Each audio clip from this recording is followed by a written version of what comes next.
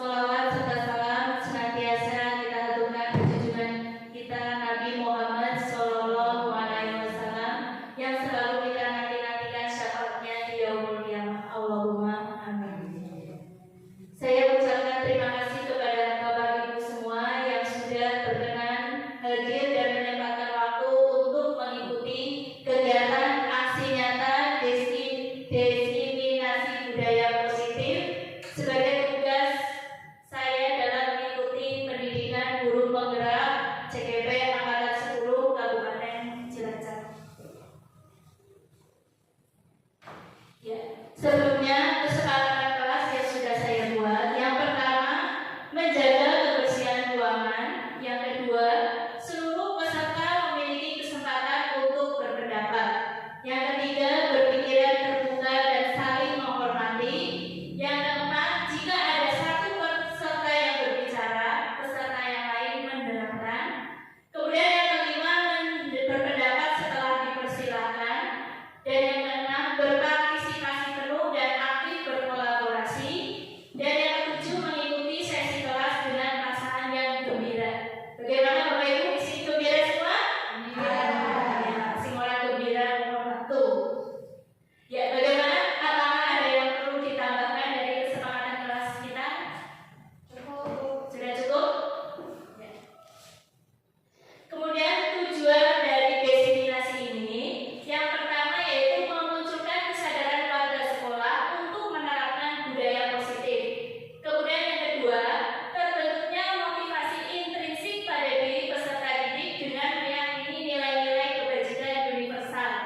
Kemudian yang ketiga, terbentuknya peserta didik yang sesuai dengan profil pelajar Pancasila. Nah, kira-kira yang ada di benak Bapak Ibu itu apa tentang budaya positif? Kira-kira apa yang ada budaya positif? Kira-kira apa yang ada di pikiran Bapak Ibu? Sikap-sikap yang baik. Sikap-sikap yang baik. Yang lain? Kebiasaan yang baik. Kebiasaan yang baik. Ya, sikap-sikap yang baik, kebiasaan yang baik.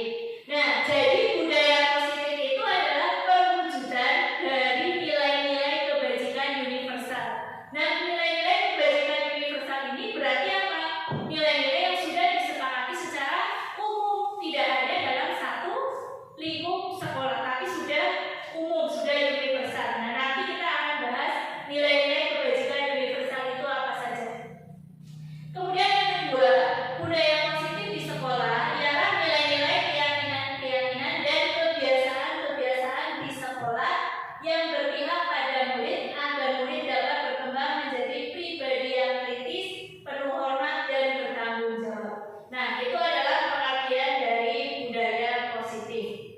Nah, untuk membantu suatu budaya positif ini kita perlu 7 langkah supaya timbullah budaya positif. Yang pertama, perubahan paradigma belajar. Yang kedua, disiplin positif dan nilai-nilai kebajikan universal.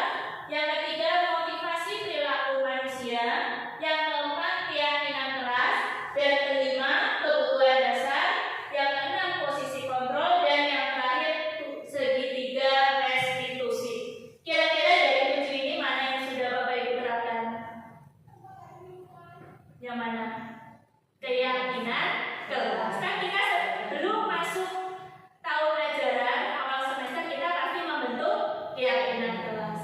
Keyakinan kelas itu sama dengan kesepakatan kelas. Nah, ini adalah konsep inti untuk menciptakan budaya positif. Lanjut, yang pertama, perubahan paradigma belajar. Nah, coba di sini ada sebuah pernyataan. Sobeklah secari kertas kecil, tuliskan benda atau sesuatu yang sangat berharga untuk Anda. Ini untuk orang A. Letakkan di salah satu tangan Anda dan genggam benda tersebut dengan segala daya. Buatlah sebuah kempalan. Ini orang A. Kemudian teman Anda yang B akan mencoba dengan sekuat tenaga dengan berbagai cara untuk meminta Anda memberikan benda tersebut.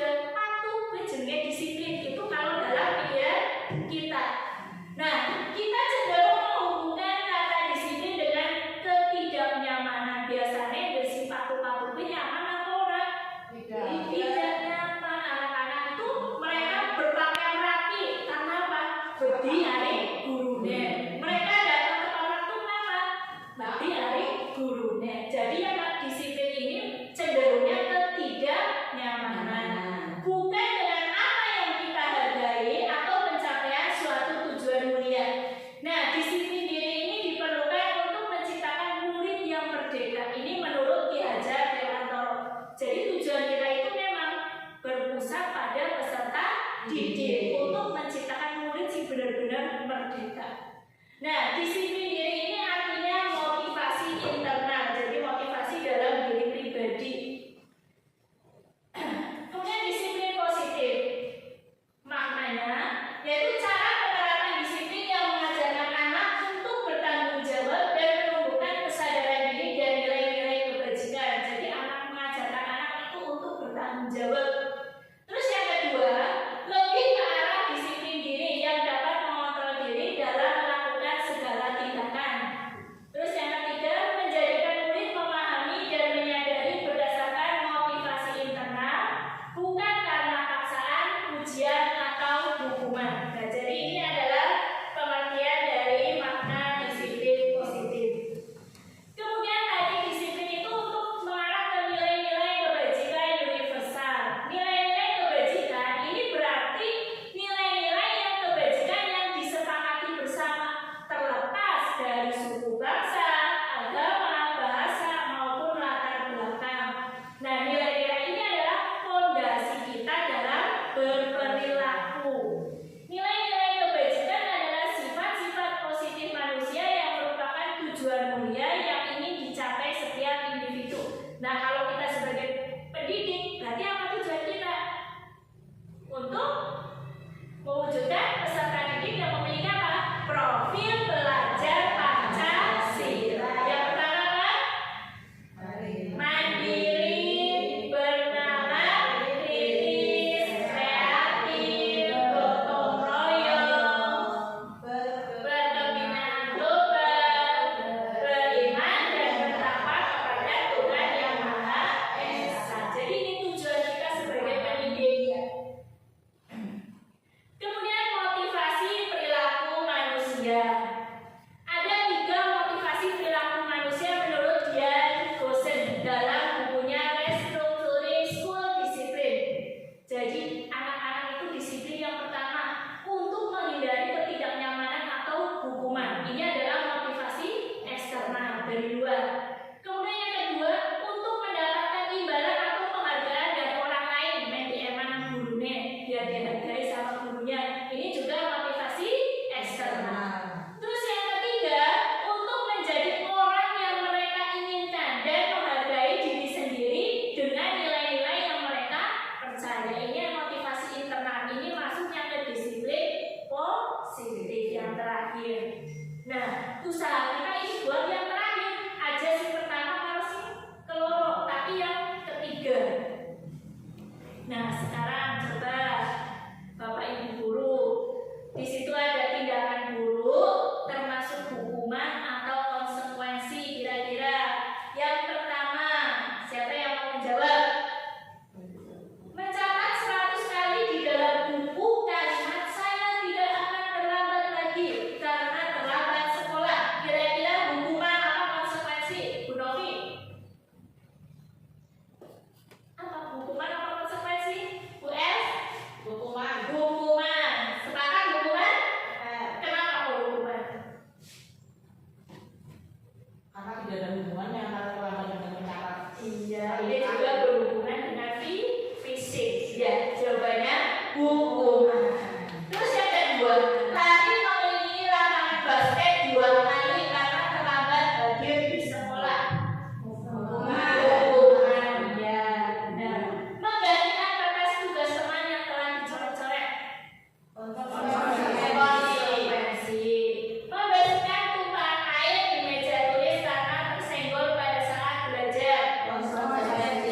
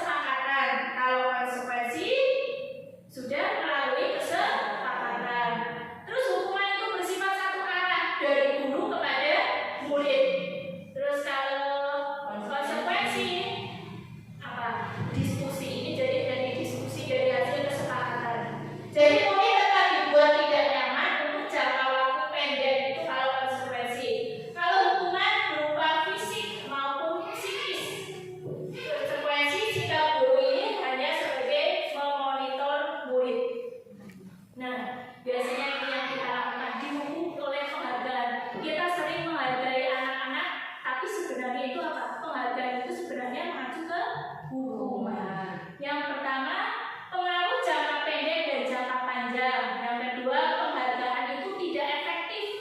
Yang ketiga, penghargaan itu bisa merusak hukuman. Sing ranking siji kalau si orang ranking itu bisa merusak hukuman.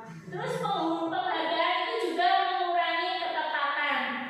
Kemudian penghargaan menurunkan kualitas dan penghargaan mematikan kreativitas. Nah ini penghargaan itu menghukum. Dan yang terakhir, motivasi dari dalam diri atau intrinsik. Nah sekarang kita ke restitusi. Apa itu restitusi?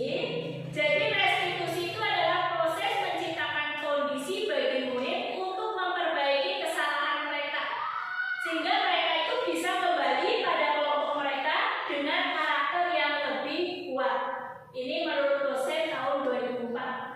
Nah, restitusi adalah proses kolaboratif yang mengajarkan murid untuk mencari solusi untuk masalah dan membantu murid berpikir tentang orang seperti apa yang mereka inginkan dan bagaimana mereka harus memperlakukan orang lain. Jadi dalam restitusi itu nanti anak ditanya, kamu bagaimana cara kamu untuk mempertanggungjawabnya, terus ke depan kamu ingin menjadi anak yang seperti apa. Kemudian yang ketiga, restitusi itu membantu murid menjadi lebih memiliki tujuan, disiplin positif, dan memulihkan dirinya setelah berbuat salah. Jadi penekanannya bukanlah pada bagaimana perilaku untuk menyenangkan orang lain atau menghindari ketidaknyamanan, namun tujuannya adalah menjadi orang yang menghargai nilai-nilai kebajikan yang mereka percayai. Kemudian ciri-ciri restitusi. Yang pertama, restitusi itu bukan untuk menebus kesalahan, namun untuk belajar dari kesalahan. Yang kedua, restitusi itu memperbaiki hubungan. Yang ketiga, restitusi itu adalah tawaran atau bukan paksaan. Kemudian yang keempat, restitusi itu menuntun untuk melihat ke dalam diri. Kemudian restitusi mencari kebutuhan dasar yang mendasari tindakan. Kemudian yang selanjutnya, restitusi itu adalah cara yang paling baik. Jadi untuk mengatasi siswa itu yang paling baik adalah dengan restitusi. Restitusi itu fokus pada karakter, bukan tindakan. Kemudian restitusi itu menguatkan, restitusi fokus pada solusi, dan restitusi itu mengembalikan murid yang berbuat salah pada kelompoknya. Nah ini perbedaan dari ketiganya antara hukuman, konsekuensi, dan restitusi. Hukuman itu tidak terencana, bersifat satu arah, bisa berupa hukuman fisik, hukuman psikis, atau kata-kata kasar. Kemudian kalau konsekuensi itu terencana, sudah disepakati, bentuk konsekuensi dibuat oleh guru atau sekolah. Kemudian restitusi ini proses menciptakan kondisi bagi murid untuk memperbaiki kesalahan mereka sehingga mereka bisa kembali pada kelompok mereka dengan karakter yang lebih kuat. Bagaimana? Kira-kira Bapak Ibu cenderung kemana yang selama ini sudah dilakukan? Hukuman kah? Konsekuensi atau restitusi? Hukuman. Iya, jadi saya pun mengetahui tentang restitusi dari modul ini, dari mengikuti kegiatan guru penggerak ini. Nah, perbedaan antara hukuman, konsekuensi, dan restitusi dari sebuah kasus siswa terlambat datang ke sekolah. Hukuman, guru menghukum siswa untuk lari 10 kali memutari lapangan sekolah. Kemudian guru marah sehingga siswa menjadi takut, bahkan timbulan dendam, biasanya seperti itu. Diingat-ingat terus. Terus kalau konsekuensi, kehilangan 10 menit jam istirahat untuk mengerjakan tugas karena terlambat datang dan tertinggal pelajaran selama 10 menit. Biasanya ini kita sudah membuat kesepakatan. Terlambat datang mengerjakan tugas apa? Kemudian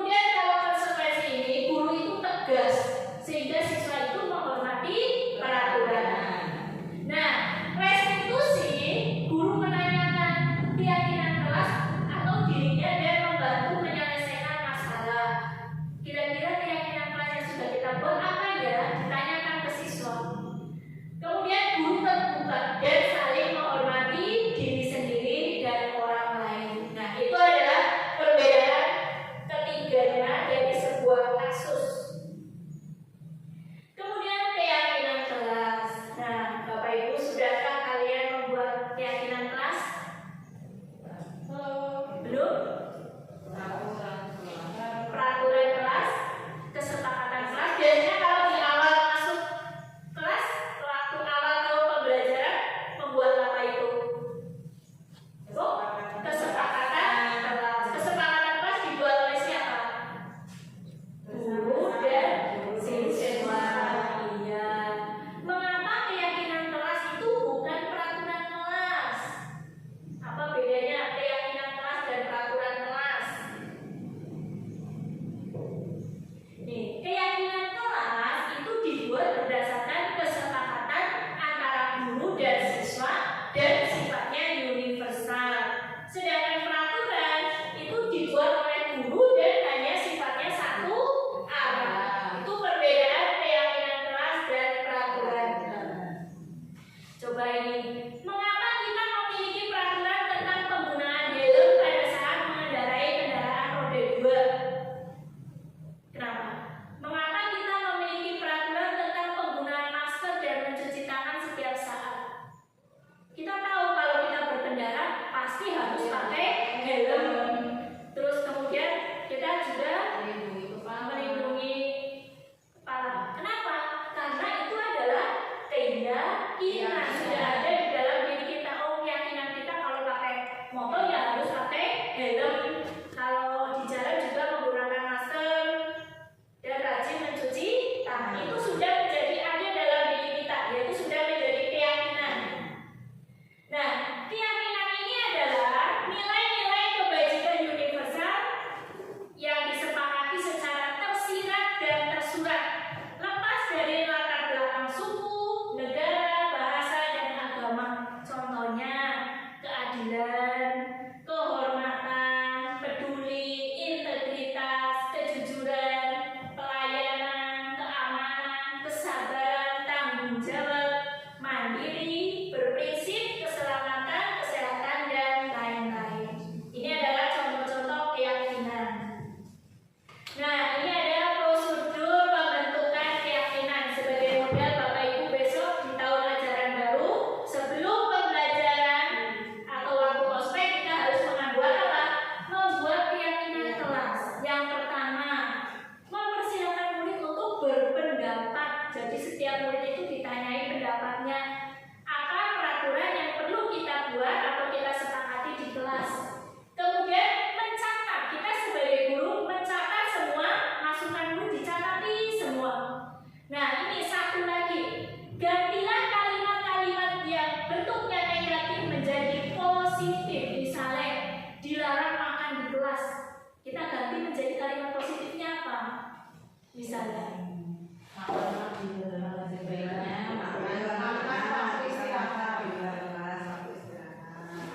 itu kan ajakan. Ini kan bentuknya kesepakatan. Ya, makanlah pada jam istirahat. Contoh itu. Jadi jangan menggunakan kata dilarang. Jangan. Jadi bentuk kalimatnya itu positif. Dan saya juga dulu buatnya seperti itu. Tidak boleh merambat, tidak boleh bertengkar seperti itu. Masih salah. Kemudian yang keempat, ajak murid untuk menemukan nilai kebajikan atau keyakinan yang dituju dari peraturan itu. Kira-kira kalau tidak boleh berangkat tepat waktu, berarti nilai keyakinannya apa? Berangkat tepat waktu, nilai keyakinannya disiplin, ya boleh. Tuh, jadi kita mengajak siswa itu untuk nilai keyakinan apa saja yang mau kita buat, misal menghormati, berarti nanti peraturan kelas pertama kesepakatan kelasnya apa? Misal saling menghormati sesama teman. Jadi kita buat dulu keyakinan-keyakinan yang mau dituju. Terus tinjau pula keyakinan kelas secara bersama-sama. Sebaiknya keyakinan kelas itu tidak terlalu banyak, bisa antara 3 sampai 7 prinsip agar mudah diingat dan dijalankan oleh murid. Kemudian yang keenam, setelah keyakinan kelas selesai dibuat, maka semua warga kelas dipersilakan untuk meninjau meninjau ulang, dibaca lagi, dipahami lagi, dan menyetujuinya dengan menandatangani keyakinan kelas tersebut termasuk guru dan murid. Dan yang terakhir, ditempel di dinding kelas atau di tempat yang mudah terlihat oleh semua warga kelas. Jadi ini adalah prosedur pembuatan keyakinan kelas. Nah, tadi untuk membentuk suatu budaya positif berawal dari peraturan kelas ke keyakinan kelas. Keyakinan kelas akan menimbulkan lingkungan yang positif. Nah, kalau lingkungannya sudah positif, otomatis akan menghasilkan budaya yang positif. Nah, nih kebutuhan dasar manusia.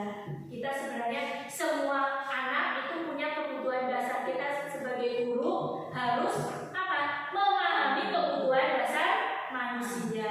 Misalnya anak itu sekolah itu lemes, tidak makan, tidak sarapan. Berarti kebutuhan dasarnya apa? Kebutuhan bertahan hidup. Ya, misalnya kalau di kelas 1 kita punya murid Vando. Vando itu sangat membutuhkan apa? Membutuhkan perhatian. Berarti kebutuhan dasar yang diperlukan oleh Vando adalah kasih sayang dan rasa diterima. Jadi kita sebagai guru itu harus mengetahui kebutuhan dasar masing-masing anak didik kita. Apa yang dibutuhkan oleh anak itu? Nah, maka kita harus berusaha untuk memenuhi kebutuhan dasar siswa kita. Jadi kebutuhan dasar manusia itu ada 5. Yang pertama, bertahan hidup. Kemudian yang kedua, kasih sayang dan rasa diterima. Kemudian kebebasan. Kemudian ada anak sih kepengen pelajaran ini, dalam pelajaran kepengen gambar. Nah, itu berarti anak membutuhkan apa? Kebebasan. Terus kesenangan, dan yang terakhir penguasaan. Ini adalah 5 kebutuhan dasar yang perlu kita ketahui. Kemudian selanjutnya itu tentang posisi kontrol. Nah, tadi kita itu harus punya posisi kontrol. Kira-kira Bapak Ibu masuk yang mana? Kalau kita lihat ada 5 posisi kontrol dalam restitusi. Yang pertama penghukum, yang kedua membuat orang merasa bersalah, yang ketiga teman, yang keempat pemantau, dan yang terakhir manajer. Ini saya sudah pernah diskusi sama Bu Eva. Ada 5 posisi kontrol dalam restitusi. Kira-kira sebelum kita lanjut ke bawah, dari 5 ini mana posisi kontrol yang sudah Bapak Ibu terapkan?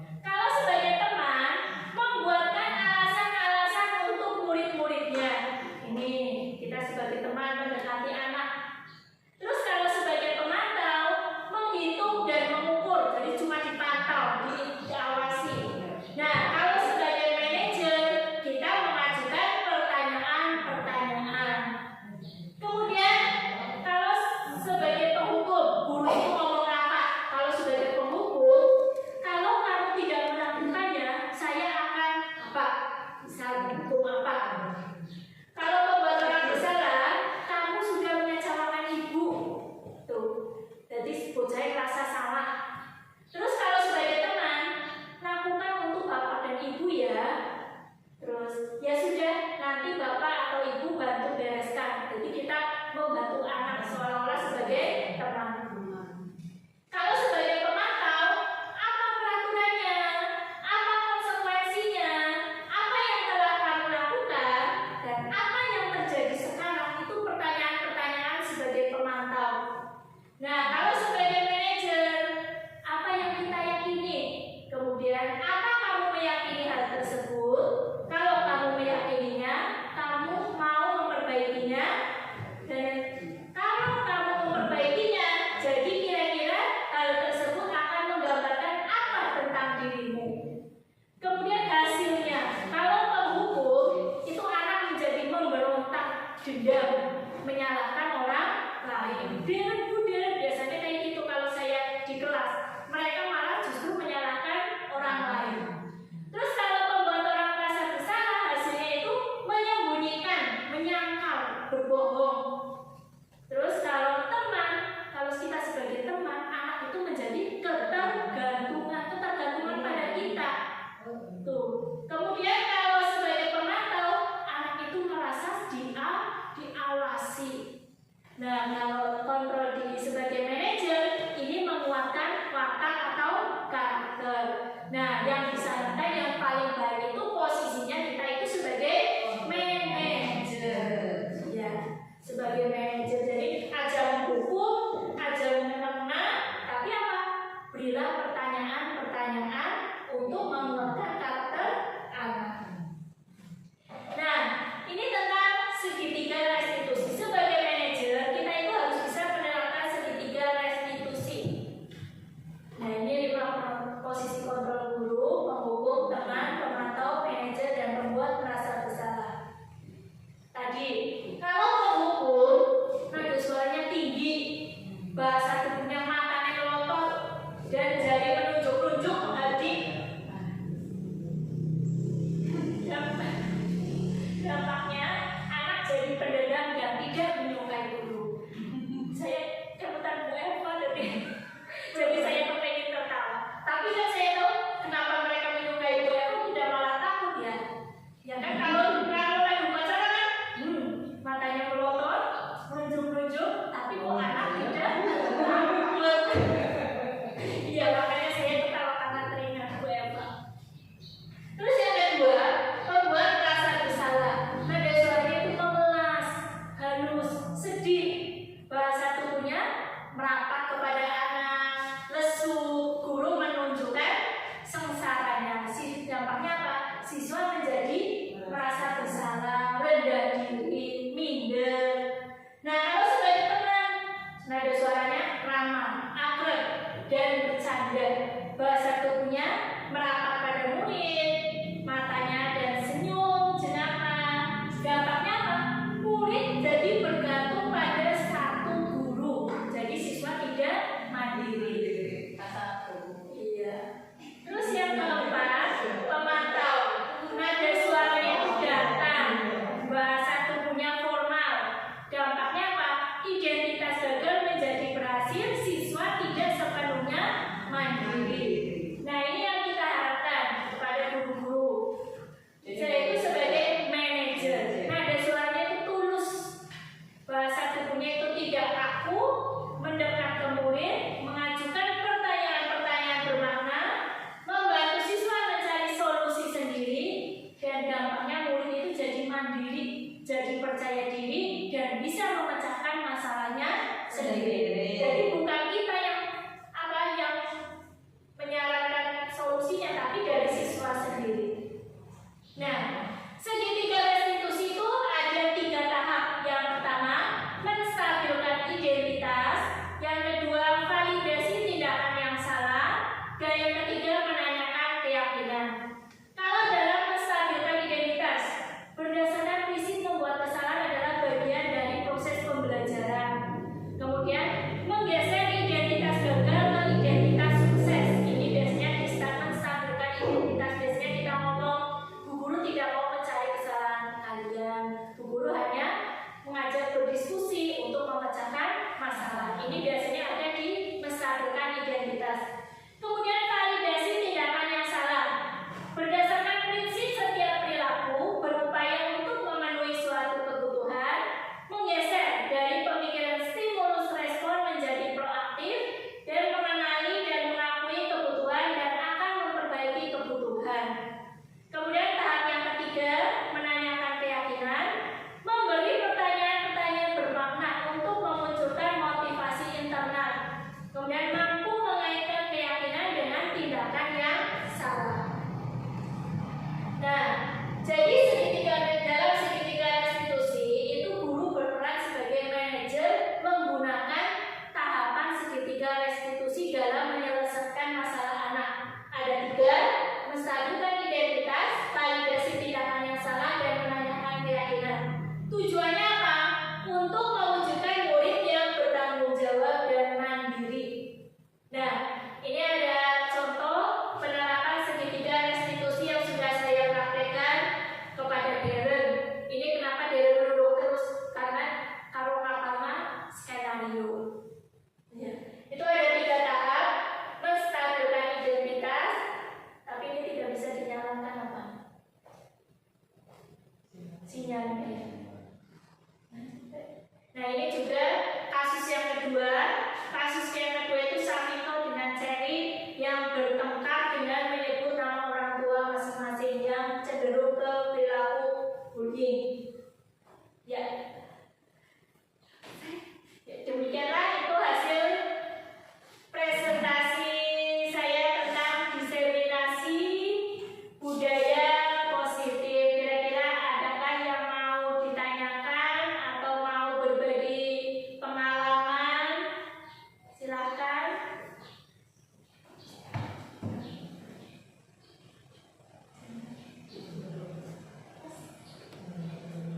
Saya Bu, Oh ya. Bu, saya sedikit sharing Bu. Saya punya siswa. Saya belum menerapkan segitiga restitusi karena ini baru saja saya mendapatkan informasi baru tentang segitiga restitusi itu. Saya punya anak nakal, dianya udah dibilangnya berulang kali, sudah saya pakai yang halus, sudah saya nasihati, anaknya masih saja melakukan hal yang sama terhadap teman-temannya, sehingga ketertiban kelas itu tidak terjaga Bu. Mungkin ada sedikit masukan dari rekan-rekan atau dari Ibu sendiri bagaimana cara mengatasi siswa tersebut. Terima kasih. Iya, terima kasih Bu Titi atas berbagi pengalamannya. Mungkin ada teman-teman yang ingin berbagi cara untuk masalahnya Bu Titi. Ya. Ya, tadi dengan kita menerapkan segitiga restitusi, mungkin anak itu kita panggil secara personal, mungkin kalau kita langsung bertanya dan belum apa ya ini masuk bagian yang mana, mungkin bisa kita buat reng-rengan skenario dulu yang mau apa saja yang mau kita tanyakan kepada anak. Jadi untuk supaya mencakup tiga tahapan dalam segitiga restitusi, dari menstabilkan identitas, validasi tindakan yang salah, dan menanyakan keyakinan. Tadi menstabilkan identitas sudah saya contohkan. Kalau validasi tindakan yang salah, mungkin nanti bisa ditanyakan apa alasan anak itu melakukan masalah itu, bisa membuat keributan itu, apa alasannya? Pasti setiap anak melakukan tindakan pasti punya alasan. Kemudian menanyakan keyakinan, kita bisa menanyakan kesepakatan kelas kita yang sudah kita buat di awal pembelajaran. Nah, nanti anak bisa mengingat-ingat. Nah, kalau sudah ingat, kira-kira anak mau apa? Bagaimana cara anak untuk memperbaikinya dan bagaimana sikap anak untuk kedepannya. Jadi seperti itu Bu Titi menurut saya. Ya, terima kasih Bu. Ya, mungkin yang lain ada yang mau menambahkan dari masalahnya Bu Titi? Mungkin masalahnya Bu Titi tidak ada di kelasnya Bu Titi ya. Mungkin di kelas kita juga setiap hari pasti ada anak yang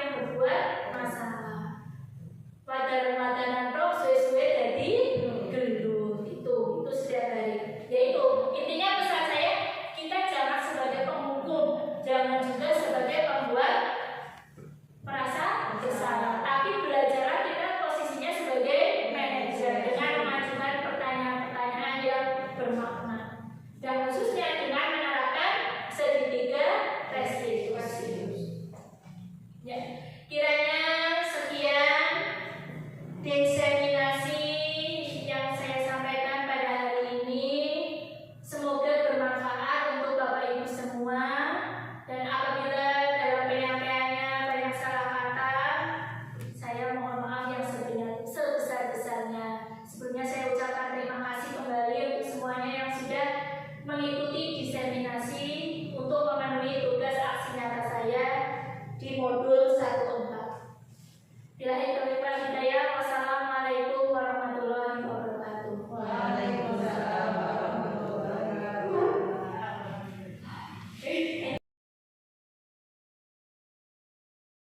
Assalamualaikum warahmatullahi wabarakatuh. Waalaikumsalam warahmatullahi wabarakatuh.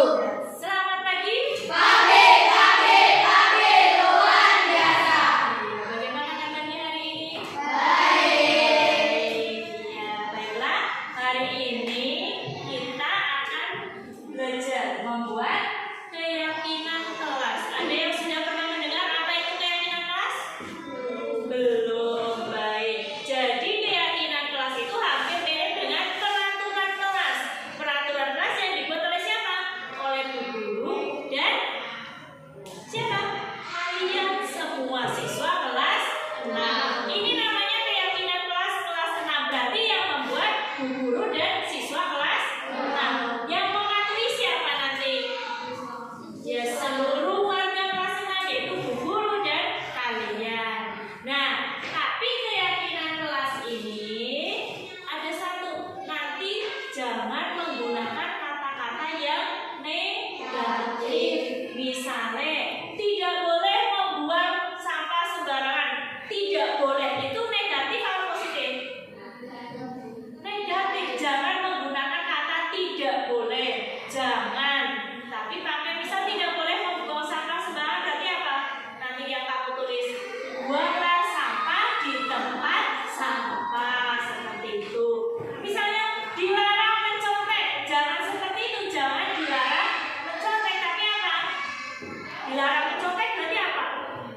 Keyakinan kelasnya. Dilarang mencontek itu jujur apa tidak? Tidak. Berarti nanti keyakinan kelasnya kamu tulis apa? Jujur. Pokoknya jangan menggunakan kata-kata jangan atau dilarang. Paham belum? Ya, jangan membuang sampah di apa ini? Selorong. Tuh, pokoknya aja menggunakan kata-kata jangan atau tidak boleh. Misalnya saling menghormati teman, saling menghargai.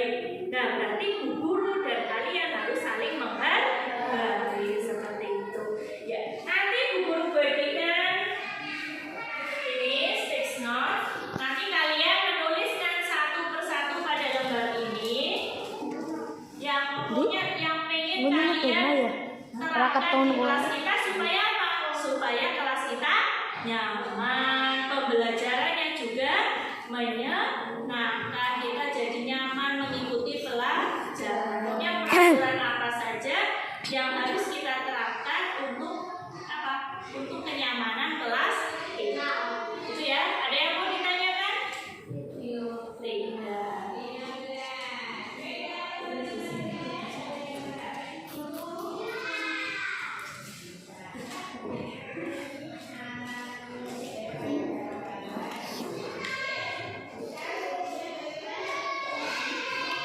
Ya, silakan ditulis.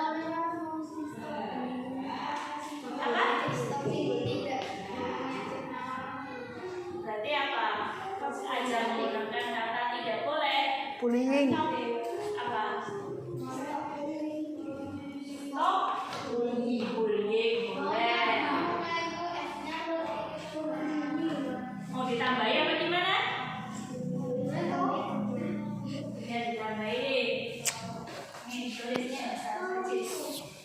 Pegel.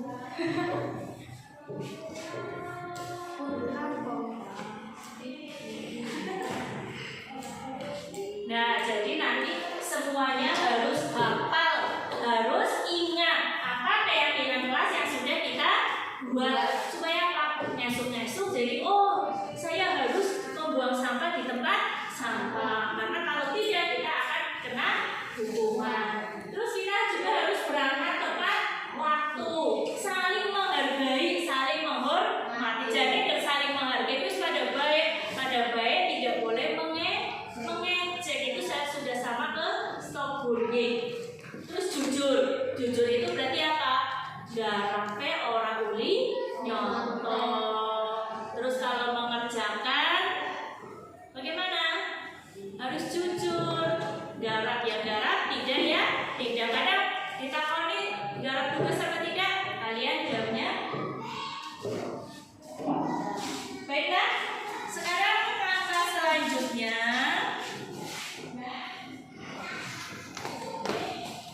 Ya, sudah ya, ini keyakinan kelas kita ditambah stop bullying.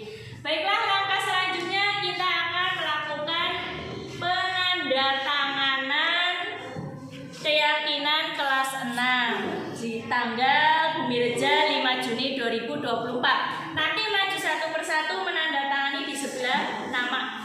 Ya, yuk maju satu-satu. Untuk sini. Ayo Pak.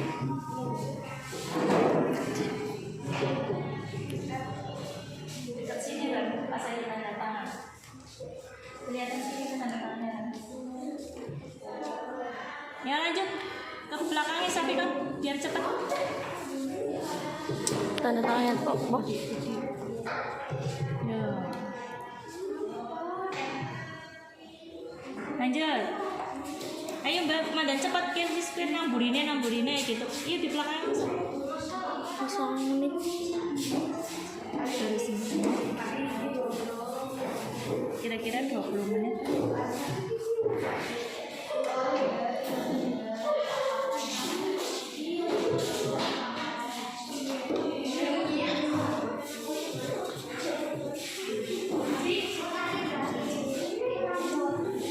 Video ke sana. Dia naikin nomor ya.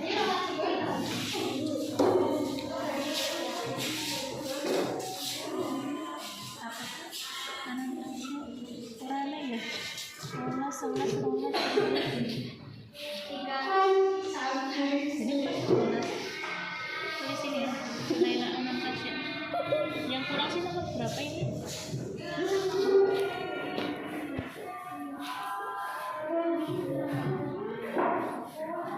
Novale loro.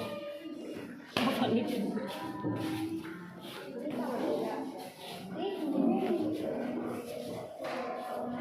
Urut euy.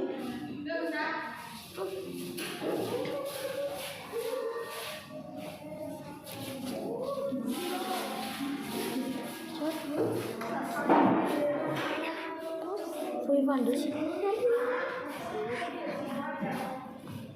Bisa ngomong. Iya.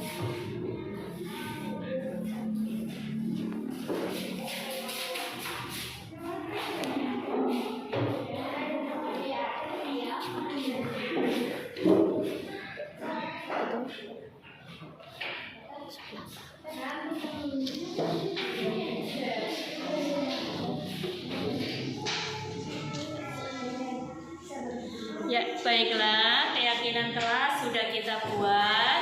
Kalian semuanya sudah menandatanganinya, berarti semuanya sudah setuju, sudah sepakat, dan semuanya harus mentaati keyakinan kelas yang sudah kita buat. Semuanya sepakat ya? Jadi diingat-ingat, tidak boleh ada yang melanggar keyakinan yang sudah kita buat. Jadi demikianlah pembuatan keyakinan kelas kita pada hari ini. Ya, kita lanjut pelajaran ya. Baiklah, wassalamualaikum warahmatullahi wabarakatuh. Waalaikumsalam. Baik, saya Eva Rahmawati, guru kelas 4 SD Negeri Bumirja 2. Menurut saya apa yang disampaikan Bu Eka Rusmayanti itu sangat bermanfaat bagi saya pribadi dan teman-teman lainnya dalam menyikapi permasalahan yang ada di kelas kami. Terima kasih. Assalamualaikum warahmatullahi wabarakatuh. Nama saya Usminah.